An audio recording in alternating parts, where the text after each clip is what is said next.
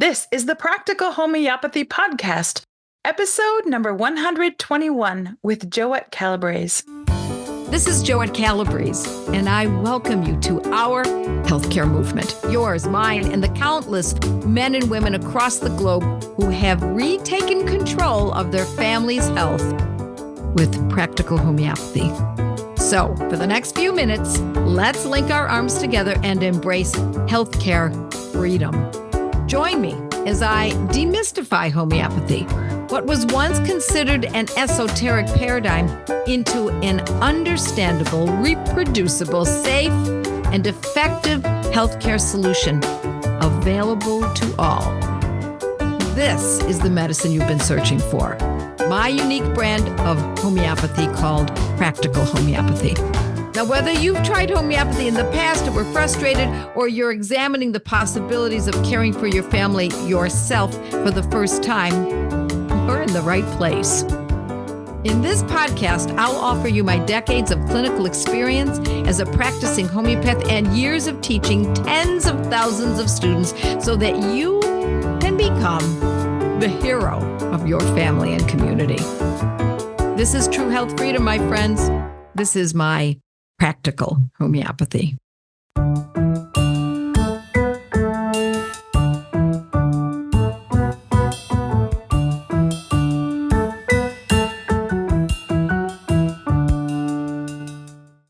Hi, everyone. Welcome back to the podcast. We love our community and are so thankful you've joined us today. I'm here with Joette, and she's going to share some simple but important health tips that you are going to use to learn how to become a detective and connect the dots and discover clues that will help guide you to the right homeopathic medicines. But first things first, sometimes we forget to begin with the simple things, the things that are right in front of us. Maybe it's not even homeopathy. You all know we get excited when we learn homeopathy, and we can have a tendency to just jump right to homeopathy. But we really should consider some of the basics. We were talking about this the other day, Joette, and you had some really good ideas toward that end. Hi, Kate. Hi. Hi. Well, these are not unusual ideas. They're more gentle reminders. Good health is a daily practice. And instead of thinking of it as I'm doing this for my health, just make it part of your, if not daily, at least a number of times per week for some of these things. So some of them are so simple that it's going to seem kind of strange that we even mention it. And one of them is just walking, making sure you're getting some exercise in. And if you can, walk barefoot. Walk barefoot in your garden. Walk barefoot in the park if you can. Take the shoes off. You know, a lot of shoes, I hate to say it, are made in China, and we don't know what the ingredients are in the inside of those shoes. And do we want to absorb something in the bottom of our feet, especially where we are supposed to be releasing those elements or toxins, for example, out of the bottom of our feet? Do we want that to be touching some kind of a plastic or a formaldehyde or something like that? So walking barefoot even around the house.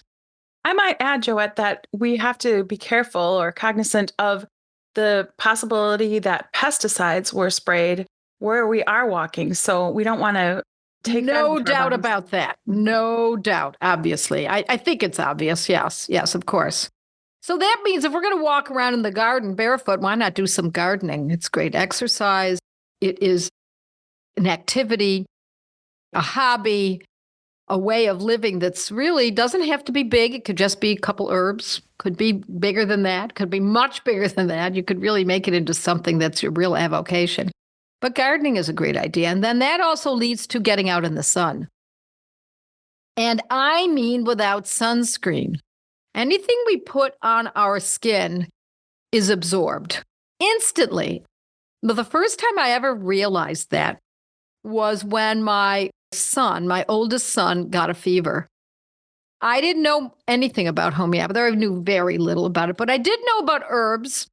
And I knew that garlic was a good idea to use for inflammations and etc. So I would get garlic and mash it up and mix it with olive oil and put it on the bottom of his feet.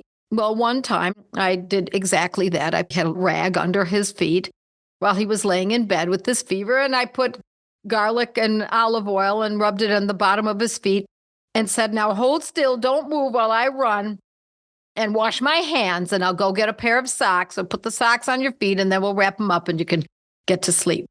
Well, I went into the bathroom and he lay there waiting for me. And how long could it take to wash your hands? 30 seconds. And then I went and got the socks, another minute, put the socks on his feet, covered up his feet and covered him all up and got him ready to fall asleep in bed. And when I did that, I kissed him and his breath smelled of garlic. That was 5 minutes, maybe 10 minutes. The garlic was absorbed by his skin and showed up on his breath within minutes. So that means it went through his entire system, or a certain amount of his system. So what happens when we put sunscreen on? Something that is toxic in sunscreen. There are a lot of questionable ingredients, shall we say, in sunscreen. And so if we put it on our skin, just expect your body has to process it. And so a better way to do it, in my estimation, is to not wear sunscreen and wear protective clothing. Wear a brimmed hat, get under an umbrella, and just be prudent if you're prone to getting sunburn. Also, another thing is to get up early in the morning. And the only way to get up early in the morning with the natural light that comes up in the morning with the birds chirping is to go to bed at a reasonable hour.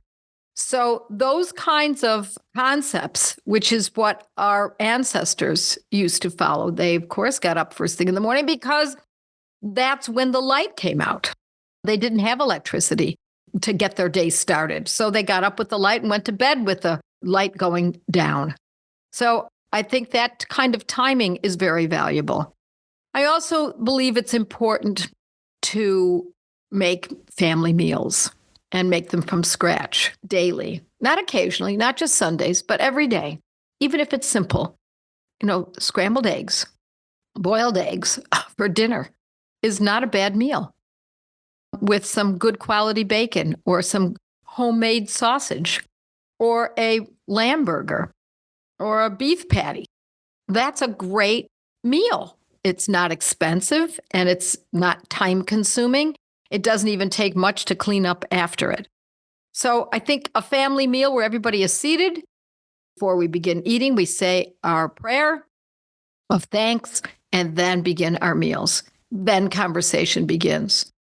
I think that the kitchen is the best room in the entire house. And so when they say women belong in the kitchen, I don't disagree with that. That makes a lot of sense to me. It's the most fun room. It's where all the good stuff happens. It's where the creativity happens. It's where the conversations occur. It's where we train up our children, where we bring our extended family in and our guests. So making meals every night and making the kitchen an important place, I think, is very powerful on a day-to-day basis. And since we're talking about the kitchen, there's so much information these days now about seed oils. All the oils that we used to think, and I used to actually use canola oil, my friends, back in the 80s when it first came out, not realizing that its real name was rapeseed oil. And then they changed it to a lovely name, canola oil. And I used a lot of it back in the 80s. And now we have to be very careful. Pre-made salad dressings have seed oils. So we always want to make our own salad dressing with truly organic, extra virgin, cold-pressed olive oil, or no oil at all. Simply put lemon juice on your salad and maybe sprinkle some cheese on it. So we want to stay away from those bad oils. Either substitute the real oils or have none at all. So those are one more. Especially at my age, I notice people, not only myself and my husband, but I notice people around me who are close in my age do not drink enough water.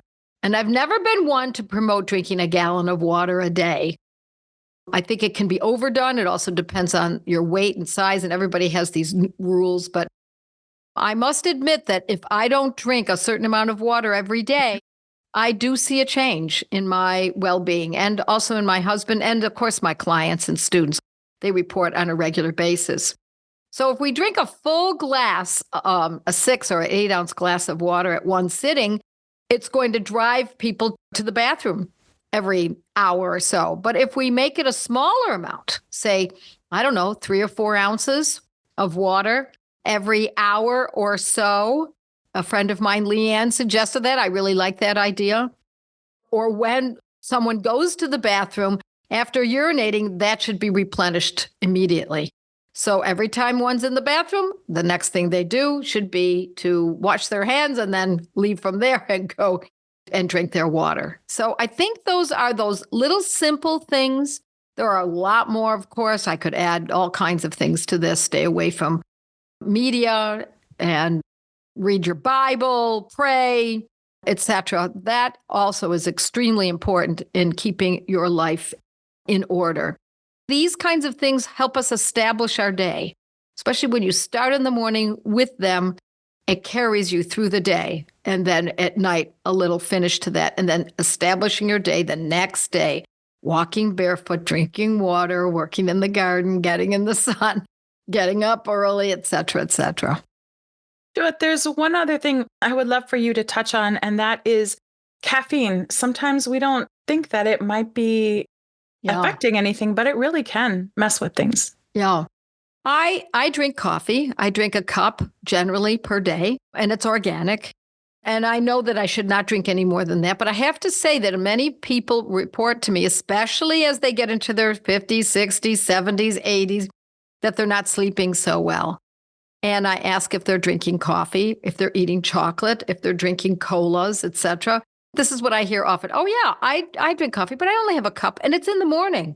So they're assuming that by nighttime, the caffeine should be gone. It should not affect them any longer. And I have to disagree. I find that as we age, we often become more sensitive to stimulants. And so that one little piece of chocolate that you've been able to get away with for all these years every day after lunch, or that one cup of coffee in the morning, can indeed influence how we sleep that night, can also influence anxiety. So I'm not saying you should cut out coffee. I'm not saying you shouldn't have that chocolate, but do consider that. Just because it's in the morning doesn't mean that it won't affect you 20 hours later, because indeed it can. I see it far too often. Now, what I love about this, and here's an opportunity to bring homeopathy into the picture, do consider that. And then if indeed you find that, let's say by skipping coffee for a few days, not just one day, because substances remain in the body for much longer than we realize. If you stop coffee and you find that your sleep is a little bit more restored, but you just have to have that coffee. You just really want to have that cup of coffee or tea, by the way, or chocolate or cola, whatever it might be. Then we can use Coffea, homeopathic Coffea, Coffea 200, Coffea 30. I like 200. And especially if someone finds that they're able to fall asleep, but that they wake. And then they might fall asleep and then they wake up again. That is a very strong indicator that it could be the coffee or the tea or the chocolate, et cetera, that's stimulating that central nervous system to not ever be able to fully relax. And this often, by taking Coffea 200 once before bed, it can often restore sleep so that we don't have to think about it any longer. And sometimes it just takes a couple doses, one dose one night and the next night. And then often we see that sometimes that can turn it around, and then perhaps it might be needed a month later or whatever, then we use it again. So it's nice to know that you've got something homeopathic that you can use as well. I remember one time when I was having some heart palpitations, and you asked me if I'd been consuming caffeine, and I may or may not have been eating some chocolate. And you suggested that I stay away from it for a while, and it did indeed help, and the heart palpitations went away. So that's another thing to consider. Palpitations or racing heart or feeling stepped up. And we don't necessarily associate it with something that we've eaten because, well, I've eaten that for years. Why would it happen now? Well, our bodies change, and it often happens around menopause for women. So that's a huge time of change. So of course, we're going to see some shifts, and we have to reassess our lifestyles, especially around that time. So sometimes, Joette, it's not as simple as what we've just been discussing, and we really do need to figure out the correct homeopathic medicine. So I would love for you to talk to us about connecting the dots and what we might do to help lead us to the most appropriate medicine. Sure. Sometimes it's as easy as I can't sleep, regardless of what the etiology is, regardless of whether or not we figured out that it was coffee or chocolate or whatever. And I wake up frequently, and I know that coffee at 200C is the medicine for that, and we just simply go with it. And it can often work with just that simple bit of information. Other times, however, we need to connect the dots, just like what I've just done in terms of, well, what are you eating? What could be stimulating? Just because you've had it before doesn't mean that you've been able to have it before. It doesn't mean that you can have it now or to the same degree. So sometimes we have to connect the dots. And so I always use this example. My dog Buster, who's no longer around, was a master at dot connecting. Yes. He knew that if I went into the kitchen, he might get something to eat. He automatically knew it. He knew by my behavior that he could follow through with his own behavior. And if we opened the front door, it might mean he'd get to go outside. Or if we took him, and actually I don't remember ever taking Buster to the vet now that I think of it, but other dogs, if you take them to the vet, that they would, as they walked in, they knew instantly what was going on. They would connect the dogs do that. They know what's going on and they get frightened. That's what we want to do. We want to bring back our simple understanding of what has happened, connecting to what is happening or what potentially will happen. So there are times when people say to me, I've never been well since that time when I had pneumonia. My lungs are just not the same. I don't have the energy, etc. And indeed, that can happen, that someone is not well ever since they had, say, a lung infection, pneumonia, etc. But I want you also to think about what else was part of that pneumonia. Were you given antibiotics? Were you given steroids? So are we connecting the dots with ever since pneumonia, or are we connecting the dots with ever since antibiotics for 2 weeks on a daily basis and steroids for 5 days around pneumonia? So what is the exciting cause? And so I want you always to be thinking of what could be exciting, causing, what's the etiology of this particular condition or suffering I have. Now, and I'm mostly talking about chronic conditions, not acutes. But I have to say, what could be causing this condition is a good question to ask. Is it possible that the reason that I have this condition is something that I did previously? Such as, is it possible that the drug I'm taking now for blood pressure could be causing this kidney pain?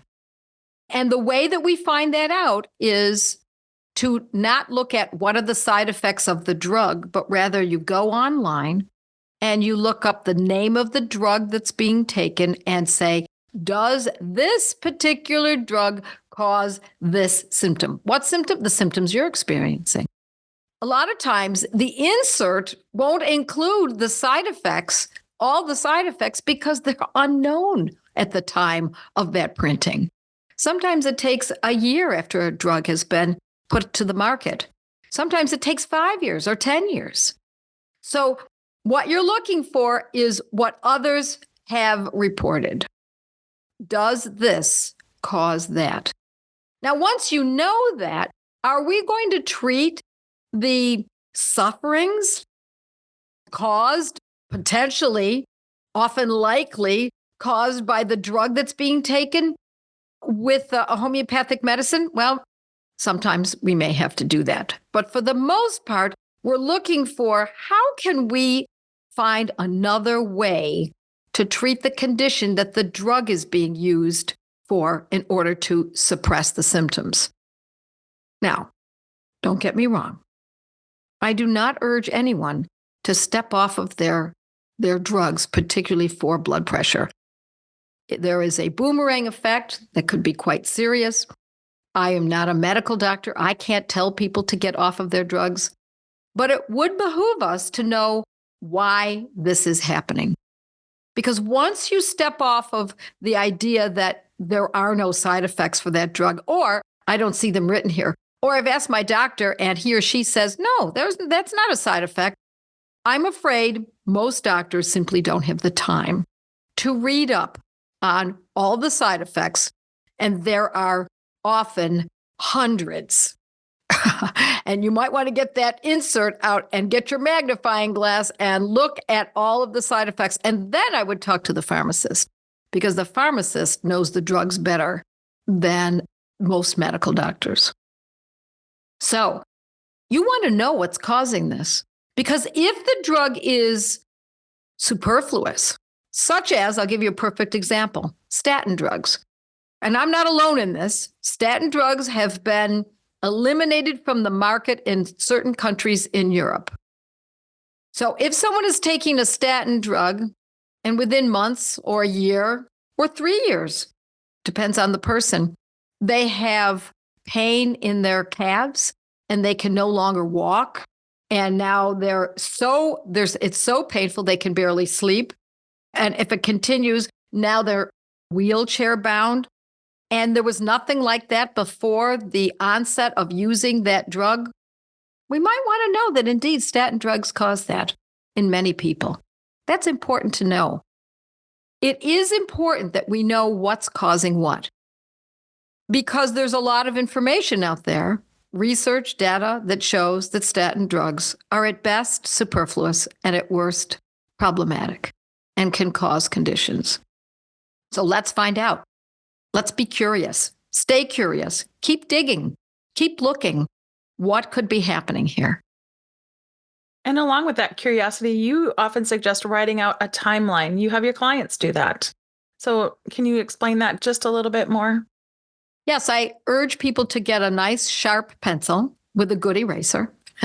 And there's a reason for that, because you're going to, as you lay out the timeline of your life, going backwards in time, you're going to find that, oh my gosh, I forgot to add this drug in. Oh, you know what? I forgot. Yeah, I took the birth control pill for 6 years. Oh yeah, I forgot to add this in. And you're going to have to erase and change and lay it all out, lay out everything if it's important. I mean, this doesn't have to be, not everyone needs to do this, but if it's important to you to know what could have caused this and why am I in such bad shape chronically, then it might be valuable to look back and see what happened. Oh, pneumonia 10 years ago, never been well since then. What happened after pneumonia? The treatment. What was the treatment? Antibiotics and steroids. What do antibiotics and steroids cause? Food intolerances, anxiety, fatigue. Not uncommon. Not at all uncommon. Frequent colds, frequent ear infections, et cetera, et cetera. So it's important to know that it's not your body necessarily that's causing all the trouble, but rather the extrinsic substances, those things that are coming from the outside that we've agreed to use, that we've agreed to take. Oh, thank you. Oh, wow, that got rid of the pneumonia. But meanwhile, now it's caused a new condition that's longer lasting than what pneumonia may have lasted, and a new condition that could be potentially even more sobering. Now, I also don't want you to get the idea that I think we should never use drugs, but boy, I do believe they're grossly, grossly overused, and they're much too cavalierly handed out. So we have to think for ourselves. We cannot expect an industry to be looking out for us. A pharmaceutical, a medical, an insurance industry, they're not there for us. They're there for them. So whatever they will gain by being there and convincing X number of percentage of the population to use this or that, that's to their advantage. It may indeed not be to ours. So it's up to us to be smart enough to look and to dig until we come up with what could potentially be causing this or that. I'm thinking our listeners may be wondering right now, okay, so I've figured out that I've never been well since that pneumonia. You may or may not want to address it in this podcast, but can you give us some clues as to what the next steps would be if you do realize that you are never well since X, Y, or Z? Well, let's say it's the person ever since they had pneumonia. Now they can't have dairy. They can't have wheat. They have food intolerances. They can't eat shrimp. They can't have strawberries. They can't be around peanut butter, etc. That is a common long-term, not discussed side effect of antibiotics. It changes the gut flora. And so in changing the gut flora, now they have bloating and indigestion. Anytime they eat these foods, they may even get anxious from it. And then we use homeopathic medicines to go after those particular conditions. So in some people, antibiotic use actually causes anxiety because it changes the gut flora. And the gut flora is so keenly connected to the way we think, the way we experience life. Other people, it might cause bloating, as I said. In other people, it might cause constipation. So what does it cause? That's how we go about approaching the use of the homeopathic medicines, based on the condition that it causes and the symptoms and how they present. Joette, this has been really enlightening, and I know your listeners have gotten a lot out of the information you shared today. Well, my last words, my message is stay curious, my friends. Don't take what someone tells you as gospel. It's up to you. If you really want to understand health, really want to understand why you're limping along, so to speak, you need to take a hard look at what you have done, what you've accepted, what we've all accepted. I was there too, my friends. I'm not shaking a finger at you. I'm encouraging you to do what I figured out a long time ago, some 40 years ago, that it's important that we know what substances are going into our bodies and on our bodies in order to determine what we do next. So stay curious. All right. Well, thank you for being here today and sharing this great information. Thank you, Kate. It's my honor to share as many practical homeopathy protocols for simple conditions as I can for free, without affiliates or advertising, here in my podcasts, blog posts, and Monday Night Lives. But it's critical that you learn how to use these medicines properly. These podcasts should serve as only the beginning of your training. So peruse joetteslearningcenter.com to find fun study group opportunities and in-depth courses developed by subject. Because with the proper training, you can join the thousands of students before you in developing the confidence and competence to protect the health of your family and loved ones with my brand of homeopathy, Practical Homeopathy. You just listened to a podcast from internationally acclaimed homeopath, public speaker, and author, the founder of the Academy of Practical Homeopathy, Joette Calabrese. Joette's podcasts are available on all your favorite podcast apps. To learn more and find out if homeopathy is a good fit for your health strategy, visit practicalhomeopathy.com.